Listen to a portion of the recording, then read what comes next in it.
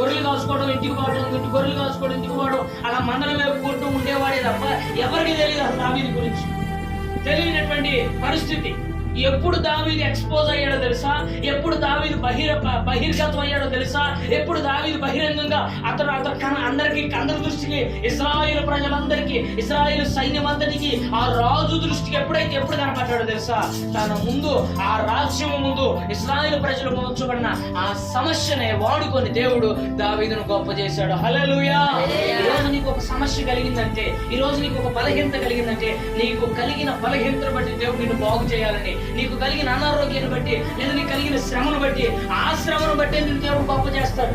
ఆ శ్రమ, మన దేవుడు ఎంత గొప్ప దేవుడు అంటే శ్రమ వెనుక సింహాసనాన్ని ఇస్తాడండి ఆయన. శ్రమ వెనుక ఏమి ఇస్తాడంటే సింహాసనాన్ని ఇస్తాడు. మనం భయపడాల్సిన కళ్ళు మూసుకొని మనం దేవుని సన్నిధిలో, దేవుడు మనకి ఇచ్చిన ఆ శ్రమలో, పరీక్షలో ముందు కొనసాగొచ్చు. ఎందుకంటే నేనంటాను, మనుషులు కష్టపెడితే తర్వాత వాడు మనకు సంతోషం పెడతారో లేదో తెలియదు, కానీ దేవుడు కొంచెం కష్టపెట్టినా సరే దాని వెనక దానికంటే రెట్టింపు ఘనత, ఆశీర్వాదాలు ఇస్తాడు. హల్లెలూయా.